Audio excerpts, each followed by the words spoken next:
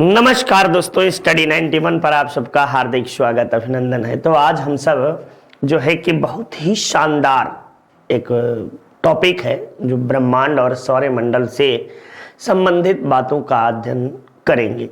तो हम सब ब्रह्मांड के विषय में, द यूनिवर्स जो है इसके विषय में चर्चा परिचर्चा करेंगे और सोलर सिस्टम के विषय में आज चर्चा परिचर्चा होगी।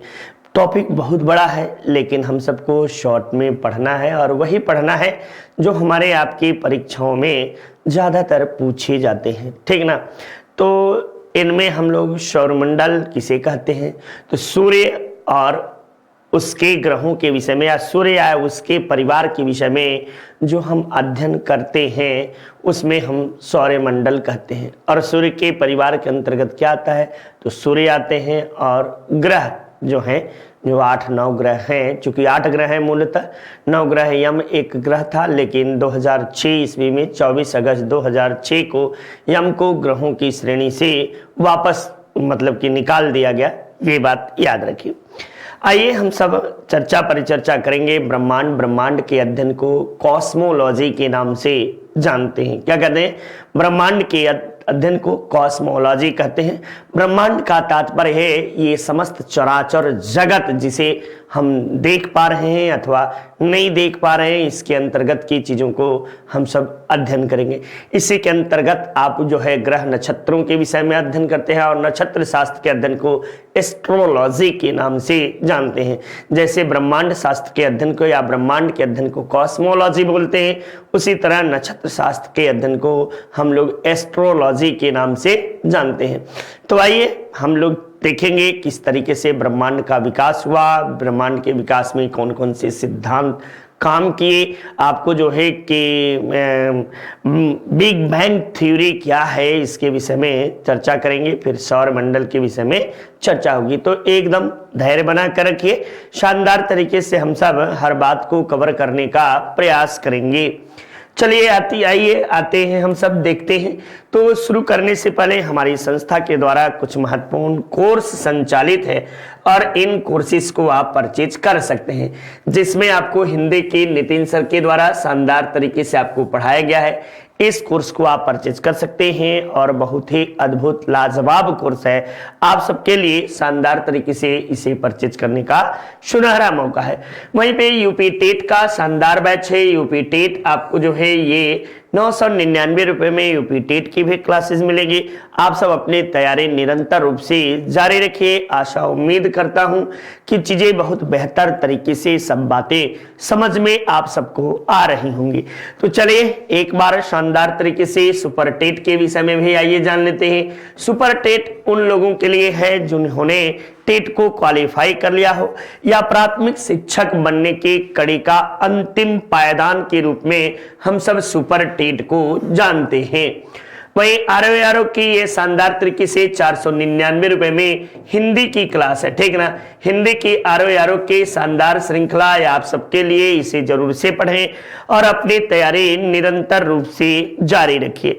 वहीं आपको 699 रुपए में आपको एसएससी जीडी की क्लासेस है। एसएससी जीडी जबरदस्त तरीके से आपको जो है कि ये पोस्ट है आई है और आप जल्द ही एग्जाम भी होने वाला है, तो आप इसे भी परचेज कर सकते हैं।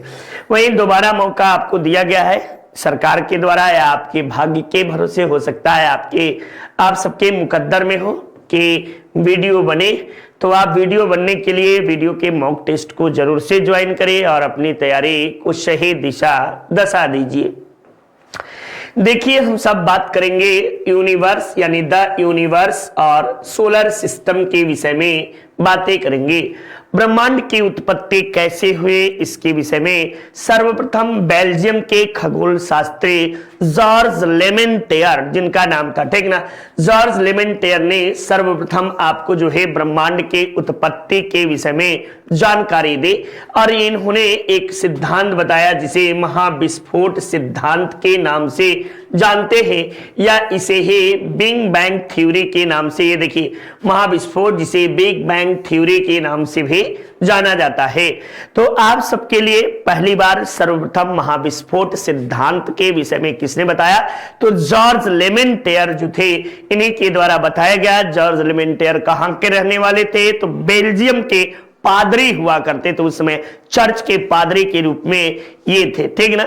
नेक्स्ट देखिए, आइए अलग बात है, ये बिग बैंग थ्योरी के विषय में वैज्ञानिकों के बीच काफी मतभेद था। कुछ लोगों ने ज्वलन का सिद्धांत दिया, कुछ ने अलग अलग विद्वानों ने अलग अलग खगोल शास्त्रियों के द्वारा समय समय पर अलग अलग सिद्धांत दिए गए, जिसमें आपको बिग बैंग थ्योरी जो है सबसे ज्यादा और सबसे सटीक माना जाता है। इस बिग बैंग थ्योरी के सिद्धांत को आपको तत्काल समय में विश्व के सबसे अधिक अपने ब्रेन का इस्तेमाल करने वाले व्यक्ति स्टीफन हॉकिंस, ये महान स्टीफन हॉकिंस, जिन्हें आपको नोबेल पुरस्कार से भी पुरस्कृत किया गया है, और इन्होंने अपनी पुस्तक a brief history of time में बिग बैंग थ्योरी को ही आपको ब्रह्मांड के उत्पत्ति का कारण बताया है, ठीक ना। ब्रह्मांड की उत्पत्ति क्यों हुई है इसके विषय में आपको जो है कि स्टीफन हॉकिंस ने भी आपको जॉर्ज लेमेंटेयर के सिद्धांत को समर्थन दिया एक तरह से। किस पुस्तक में? तो a brief history of time में इनके द्वारा ये बात कही गई। ठीक, ये ब्रह्मांड है, ये जगत है, और इस जगत में असंख्य मंदाकिनियां हैं, ठीक ना। और असंख्य मंदाकिनियों में आपको जो है कि वह मंदाकिनी जिसमें हमारा सूर्य, पृथ्वी, ग्रह, उपग्रह आदि आते हैं, उसमें आपको क्या कहते हैं? दुग्ध मेखला, या इसे ही मिल्की वे के नाम से, मिल्की वे, ठीक ना, मिल्की वे के नाम से इसे हम सब जानते हैं। तो ये बात भी आप याद रखिए, यानी हमारे मंदाकिनी को किस नाम से जाना जाता है? तो ये हमारी मंदाकिनी जो है ये आपको दुग्ध मेखला कहलाती है। वैसे इस जगत में असंख्य आकाश गंगाएं हैं। पहले तो असंख्य मंदाकिनियां हैं, मंदाकिनियों में असंख्य आकाश गंगाएं हैं, लेकिन जो हमारी आकाश गंगा है इसकी आकृति कैसी है? तो सर्पिली है। हमारी आकाश गंगा की आकृति सर्पिली प्रकार की है, ये बात भी आप याद रखिए। आकाश गंगा का सबसे नजदीक का तारा, यानी सौर मंडल के बाहर का सबसे आपको नजदीक का तारा साइरस है, और साइरस को क्या कहते हैं? तो व्याध, या आपको लब्धक के नाम से, लुब्धक के नाम से भी ये जाना जाता है। वैसे ही आप सबके लिए सौरमंडल के सबसे नजदीक का तारा प्रोक्सिमा सेंचुरी जो है, ये सौरमंडल का सबसे नजदीक का तारा माना जाता है। आपसे पूछे कि हमारे सौरमंडल का सबसे नजदीक के तारे को क्या कहते हैं? तो प्रोक्सिमा सेंचुरी के नाम से इसे जानते हैं। और ये हमसे कितनी दूर है? तो 4.2 प्रकाश वर्ष के दूरी पर स्थित है। प्रकाश वर्ष क्या है? तो दूरी मापने की इकाई है, ठीक ना। दूरी मापने की इकाई को क्या कहते हैं? मापने की इकाई, ये आपको जो है प्रकाश वर्ष के रूप में जानी जाती है, ये बात भी। ऐसे दूरी मापने की सबसे छोटी इकाई क्या है? कोई बताएगा? तो फर्मी आप सबको याद होना चाहिए। फर्मी दूरी मापने की सबसे छोटी इकाई है, जबकि बड़ी इकाई को क्या कहते हैं? ये कमेंट बॉक्स में आप लोग जवाब देंगे। सूर्य तथा उसके चारों ओर भ्रमण करने वाले ग्रह, उपग्रह, धूमकेतु, उल्कापिंड, क्षुद्र ग्रहों को संयुक्त रूप से क्या कहते हैं? सौरमंडल कहते हैं। यानी एक लाइन में बताना हो तो सूर्य और उसके परिवार, परिवार के अंतर्गत क्या आएगा? ग्रह, उपग्रह, उल्कापिंड, क्षुद्र ग्रह, ये सभी जो हैं जो अध्ययन करते हैं वही हमको क्या कहते हैं? सोलर सिस्टम के नाम से जानते हैं, या सौरमंडल के नाम से जानते हैं। पृथ्वी अपनी धुरी पर घूमती है। ग्रह तथा अन्य पिंड सूर्य की चारों ओर जो है परिक्रमा करते हैं। ये आपको जो है कि पुनर्जागरण के दौर से पहले, यानी रेनेसां के पहले यह मत था पश्चिम में, यानी पश्चिम के लोगों का यह मत था कि जो है सूर्य घूमता, पृथ्वी स्थिर है और सूर्य उसकी परिक्रमा करता है। जबकि हमारे यहां आपको जो है कि 400 ईस्वी में ही लगभग आपको महान विद्वान आर्यभट्ट के द्वारा ये बात कह दिया गया था कि सूर्य जो है स्थिर है और पृथ्वी और अन्य ग्रह उसकी परिक्रमा करते हैं। लेकिन पश्चिम का मत था कि सूर्य आपको जो है कि वो पृथ्वी की परिक्रमा करता है। लेकिन एक महान दार्शनिक आपको हुए 17वीं सदी में, 16वीं सदी में, जिनका नाम कोपरनिकस है। और कोपरनिकस ने यह सिद्धांत बताया कि सूर्य स्थिर है और पृथ्वी तथा अन्य ग्रह उसकी परिक्रमा करते हैं। ये कोपरनिकस के द्वारा आपको जो है सिद्धांत दिया गया। साथ ही साथ ग्रहों की संख्या जो थी प्रारंभ में 9 थी, लेकिन 24 अगस्त 2006 ईस्वी को अंतरराष्ट्रीय खगोल विज्ञान संघ के द्वारा एम को ग्रहों की दर्जे से निकाल दिया गया। इसके पीछे निकालने के पीछे कारण यह था कि ये अपने ही जो सिस्टम था, यानी जो कक्षा थी, उसको ओवरलैप्स कर रहा था। तो ओवरलैप्स, दूसरे ग्रह की कक्षा को ओवरलैप्स करने के कारण इसे आपको जो है खगोल शास्त्रियों के द्वारा, अंतरराष्ट्रीय खगोल आपको विज्ञान संघ के द्वारा इसे निकाल दिया जाता है ग्रहों की संख्या से। यानी वर्तमान में आपको कितने ग्रह हैं? तो 8 हैं, ठीक ना। सौरमंडल में कुल कितने ग्रह हैं? 8 ग्रह हैं। 8 में बुध है, शुक्र है, पृथ्वी है, मंगल है, शनि है, अरुण है, वरुण है। अब देखो, ये सूर्य से बढ़ती दूरी के आधार पर ग्रह बुध, शुक्र, पृथ्वी, मंगल, बृहस्पति, शनि, अरुण, वरुण ये है। और आकार के आधार पर पहले सबसे बड़ा आपको जो है कि बृहस्पति, शनि, अरुण, वरुण, पृथ्वी, शुक्र, मंगल, बुध, ये आकार के आधार पर आपको आते हैं, ठीक। तो आइए एक डायग्राम के माध्यम से हम सब इसे देखते हैं। डायग्राम के माध्यम से आइए देख लिया जाता है प्लस करके। ये देखो, ये एकदम जबरदस्त तरीके से ये देखिए, ये हमारा क्या है?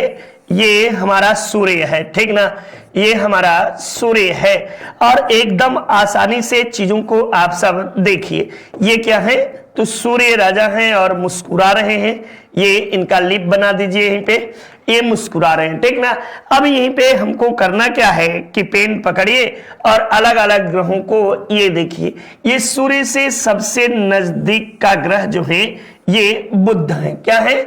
बुध सूर्य से सबसे नजदीक का ग्रह है। इसके बाद आप उठाइए, इसके बाद बुध के बाद क्या आएगा? तो बुध के बाद आपको जो है कि शुक्र आते हैं और शुक्र सबसे गर्म ग्रह है। तो शुक्र को एकदम थोड़ा सा पृथ्वी से मिलता जुलता बनाते हैं। ये आपको जो है ये कौन सा है? तो शुक्र है, ठीक। शुक्र के बाद आपको कौन आएगा? तो नीला ग्रह के रूप में हमारी पृथ्वी जो है ये आपको नीली ग्रह के रूप में है। पृथ्वी को देख लेते हैं, ठीक। पृथ्वी के बाद हम सब लाल ग्रह को देखेंगे, जिसे मंगल के रूप में हम सब देखेंगे। कौन सा? मंगल। ये मंगल आपको जो है ये हुए। फिर अगला जो है एकदम पीला वाला ले लेते हैं, बृहस्पति देव हैं और पीले ग्रह के रूप में बृहस्पति को ले लेते हैं, बृहस्पति। फिर आपको जो है गुस्सैल टाइप का, लाल और मिक्स वाला कलर नहीं है इसमें, तो शनि देव को काला रंग ले लेते हैं, ठीक ना। ये देखिएगा, काला आपको जो है, काला जो है ये शनि देव है। शनि देव को काले रंग से ले लीजिए।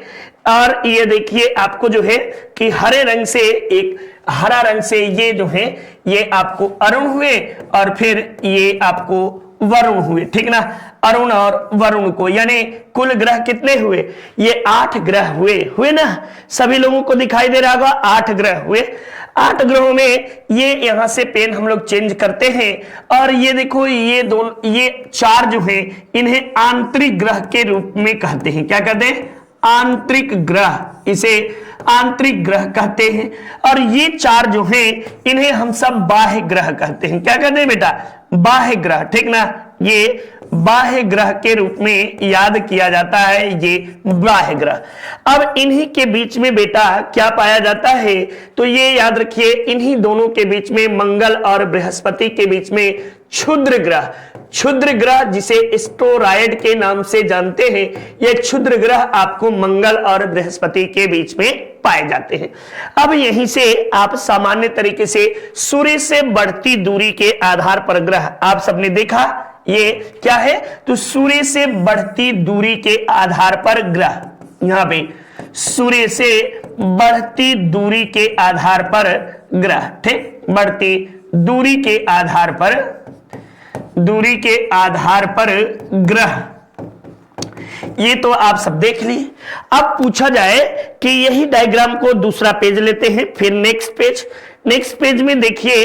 अब यहां पे फिर एक बार हम लोग डायग्राम में सूर्य को आइए बनाते हैं। सूर्य इस बार थोड़ा छोटा बनाएंगे और सूर्य भगवान को, ये आपको सूर्य देवता हैं और इन्हीं के चारों तरफ अन्य ग्रहों को लिखते हैं, ठीक ना। ये आपको अलग अलग कलर से बना लीजिए।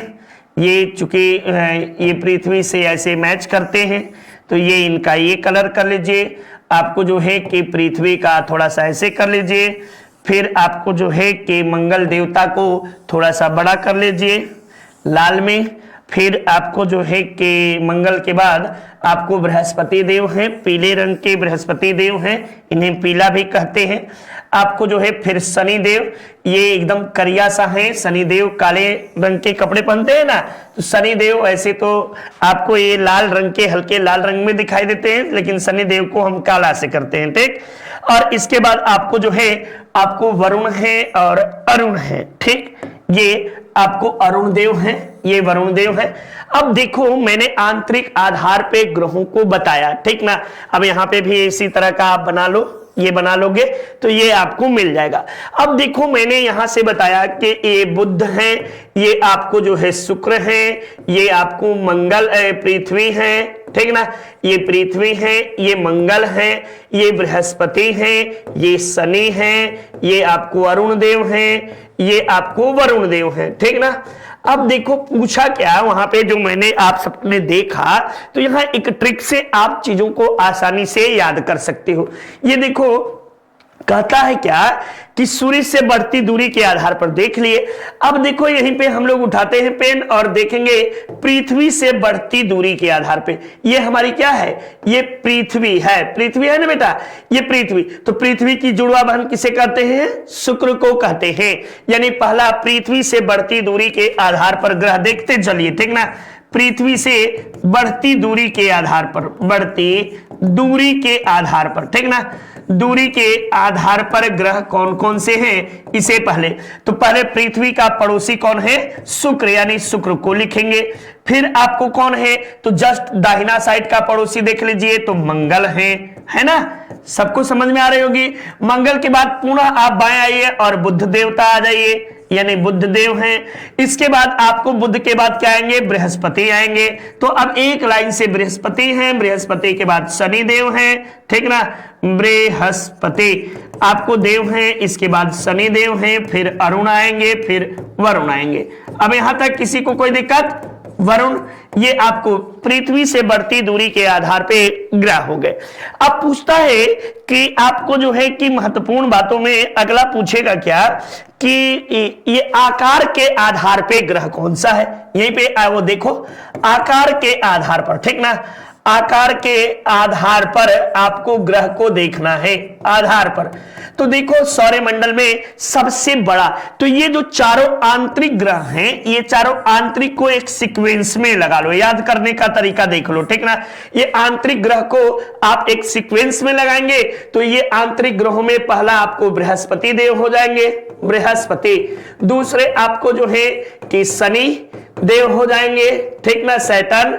तीसरे अरुण, यूरेनस, और चौथे आपको वरुण देव, नेपच्यून जिसे कहते हैं।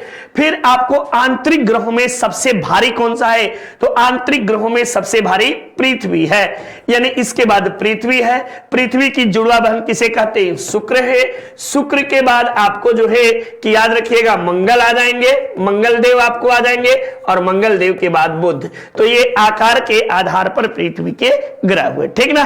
तो आप इसको शानदार तरीके से आसानी से कर सकते हो, कहीं से कोई दिक्कत आपको नहीं आएगी। समझ में आया सभी को।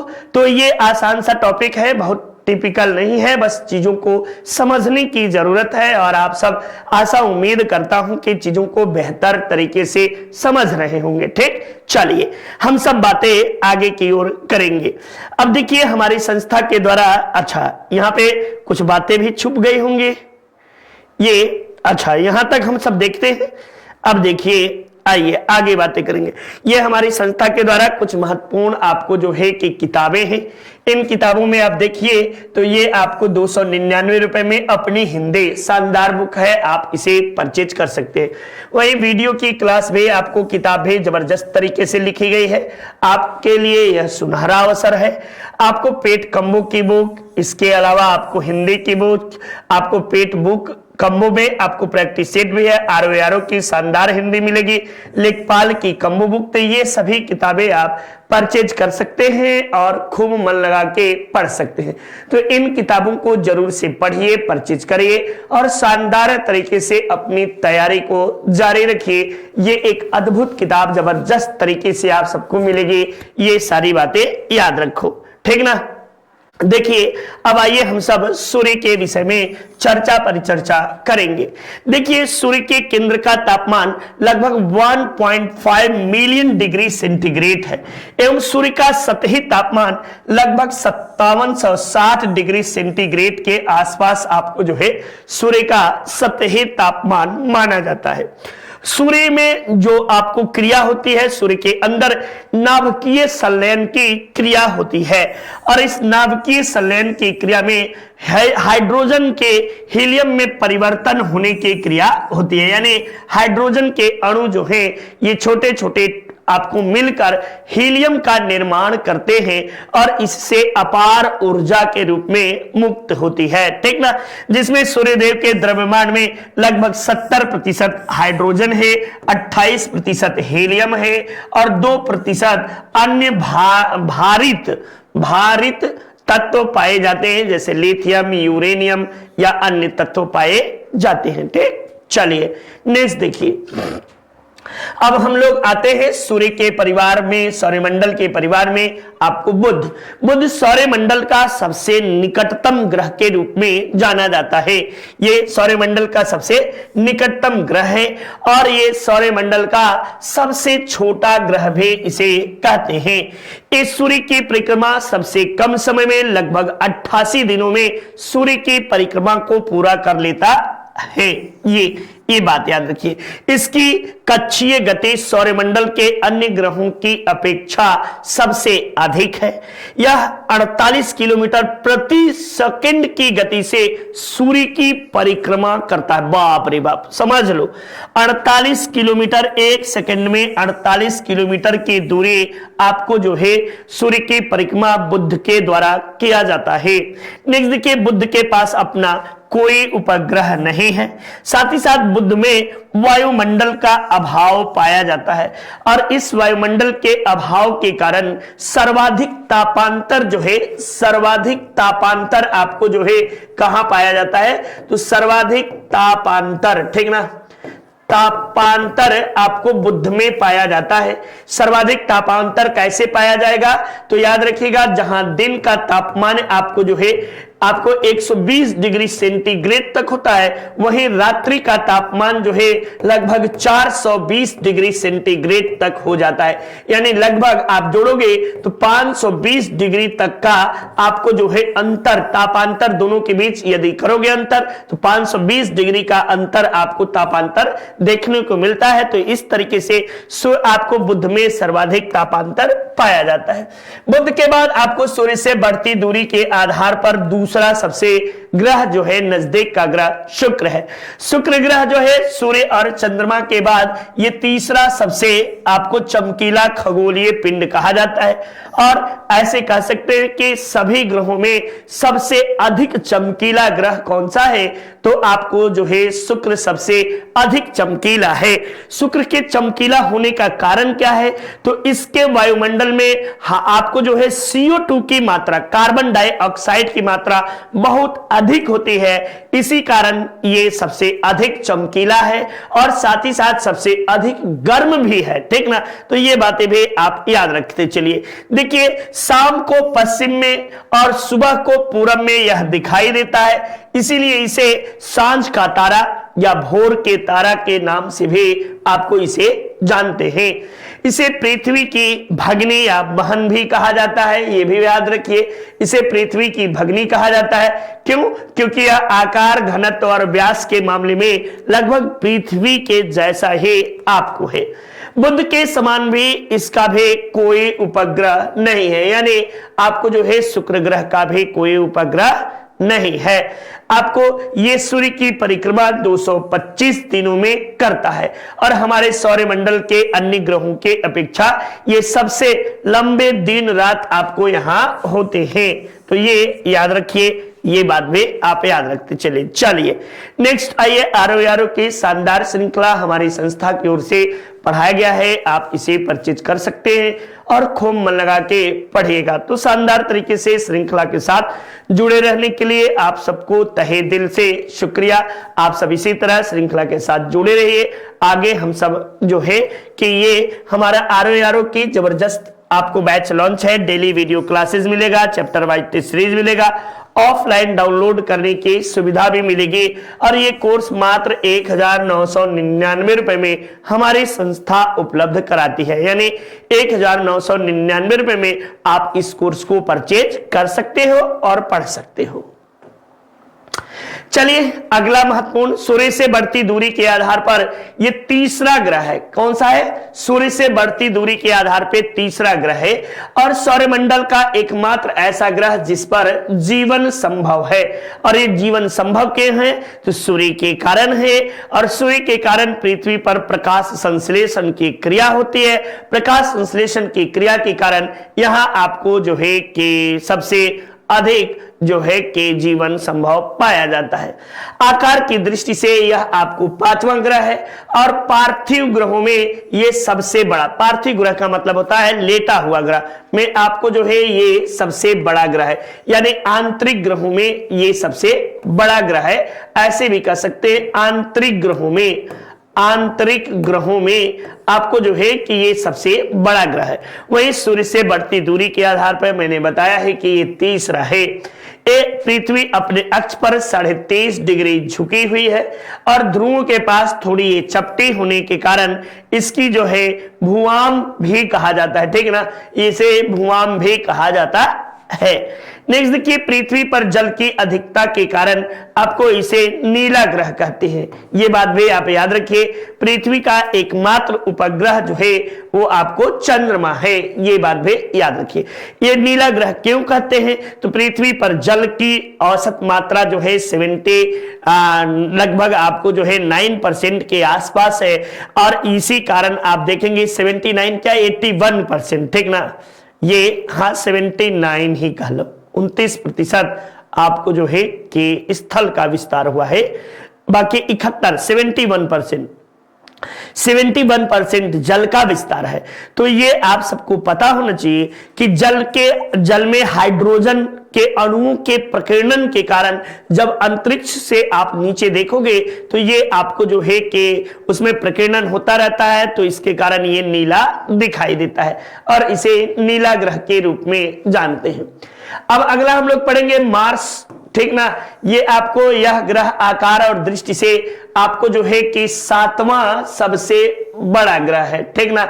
ये आकार की दृष्टि से 7वां है और सूर्य से बढ़ती दूरी के क्रम में ये आपको चौथा है। मैंने सारा कुछ पीछे डायग्राम के माध्यम से आपको सारी बातें क्लियर कर दिया हूं, वहां दिक्कत नहीं होना चाहिए। ये सूर्य की परिक्रमा लगभग 687 दिनों में पूरी करता है।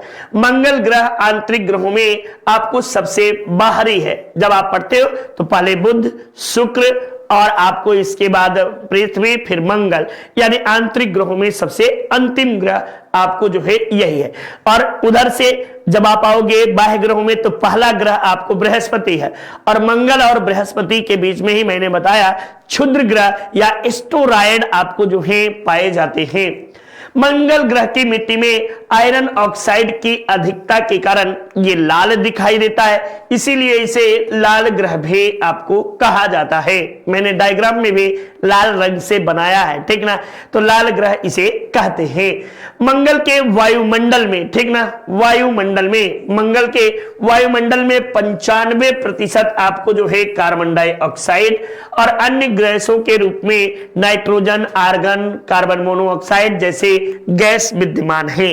इसी मंडल में आपको जो है फेबोस और डेबोस नामक जो है दो उपग्रह हैं। डेबोस को सौर मंडल का सबसे छोटा ग्रह के रूप में भी जाना जाता है, यानी मंगल के दो ग्रह हैं। ठीक, आंतरिक ग्रहों में आपको सर्वाधिक उपग्रह किसके हैं? तो मंगल के हैं।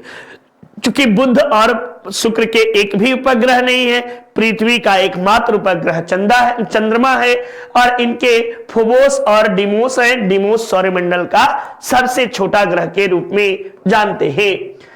अब इसी पे निक्स ओलंपिया नामक एक पर्वत भी है, याद रखिए, इसमें लिखा नहीं गया है। निक्स ओलंपिया जो है सौरमंडल का या ब्रह्मांड का सबसे ऊंचा पर्वत के रूप में हम सब निक्स ओलंपिया को जानते हैं।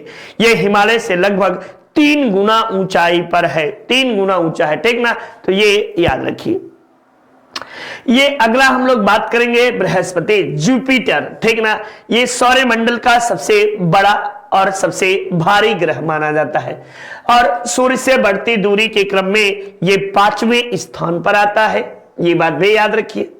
ये लगभग 12 वर्षों में सूर्य की परिक्रमा पूर्ण करता है, यानी पृथ्वी के 12 वर्ष आपको जो हम लोगों के होते हैं, लगभग 12 वर्ष में सूर्य की परिक्रमा करता है। ये अपने अक्ष पर लगभग 9 घंटा 56 मिनट में अपना अक्ष की पूरी परिक्रमा पूरी कर लेता है। गैनीमेड इसका आपको उपग्रह है जो सौरमंडल का सबसे बड़ा उपग्रह माना जाता है। वेरी वेरी इंपॉर्टेंट लाइन आप कर लीजिएगा। बृहस्पति की खोज जो है ये गैलीलियो के द्वारा किया गया था और गैलीलियो ही पहला व्यक्ति था जिन्होंने आपको जो है कि गति के नियम को सर्वप्रथम गैलीलियो के द्वारा ही दिया गया था। गैलीलियो ने ही आपको जो है दूरबीन का आविष्कार किया था और दूरबीन के आविष्कार से गैलीलियो ने पहली बार ब्रह्मांड को देखने का काम गैलीलियो के द्वारा ही किया गया था। नेक्स्ट, बृहस्पति का पलायन वेग सौरमंडल का सर्वाधिक है और इसका जो है कि आपको लगभग 59.6 किलोमीटर प्रति सेकेंड इसका पलायन वेग है और 1102 पृथ्वी का पलायन वेग है ना, तो ये सब याद रखिए। नेक्स्ट देखिए, इसके सबसे बड़े आकार के कारण ये तारा सदृश दिखाई देता है। इसे मास्टर ऑफ गॉड के नाम से भी जाना जाता है। रोमन युद्ध के देवता के पिता के रूप में इसे जाना जाता है, तो ये बात भी याद रखिए।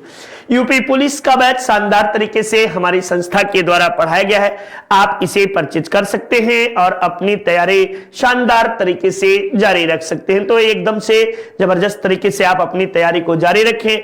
आशा उम्मीद करता हूं कि आप सबको चीजें बेहतर तरीके से समझ में आ रही होंगी। तो ये आप जरूर से यूपी पुलिस का बैच लीजिए और अपनी जो है कि शानदार तरीके से तैयारी को जारी रखें।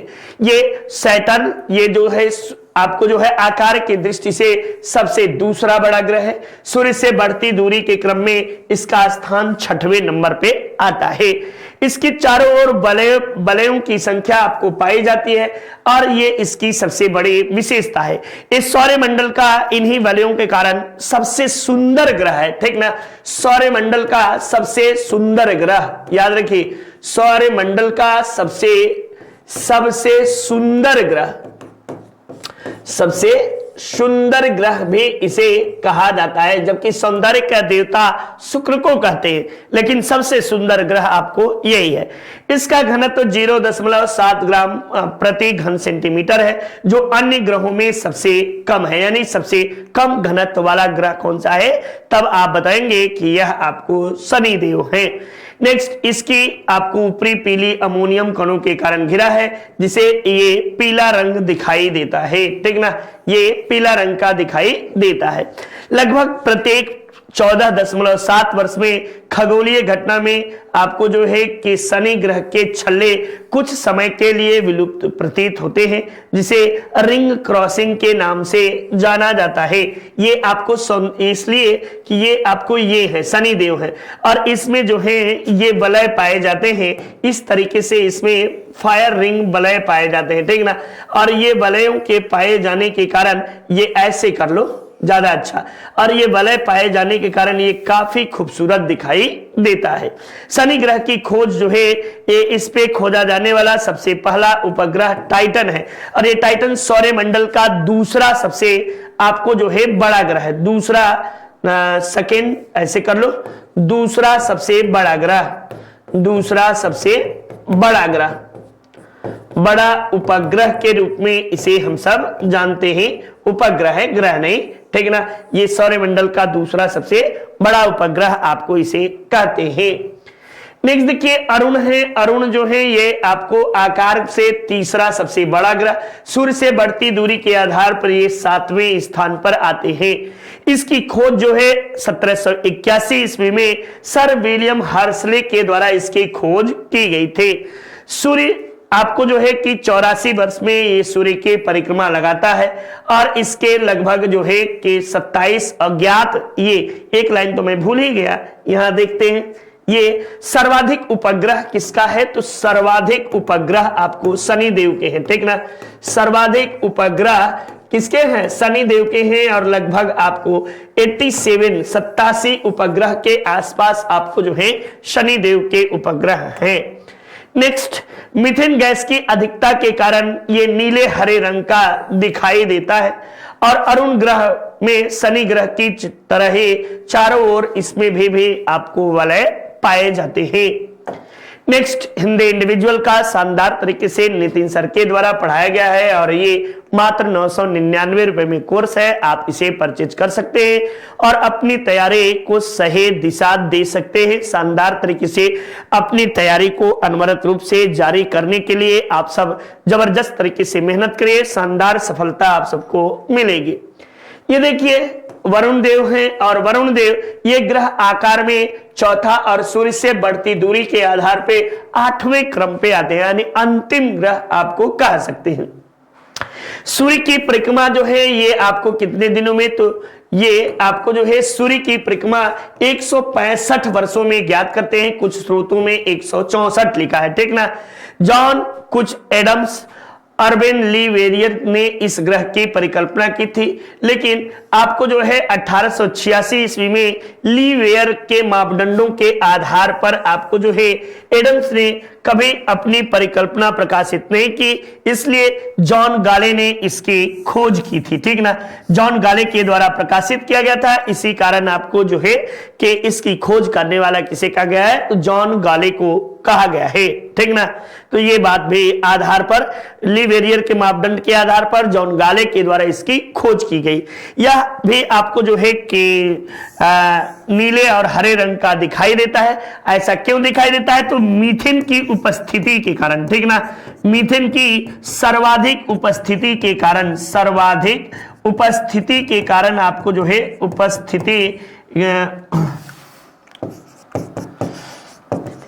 उपस्थिति के कारण ये आपको जो है नीले रंग का दिखाई देता है। वहीं अरुण ग्रह जो है ये लेटा हुआ, इसे सर्वाधिक लेटा हुआ ग्रह भी कहते हैं, याद रखिएगा।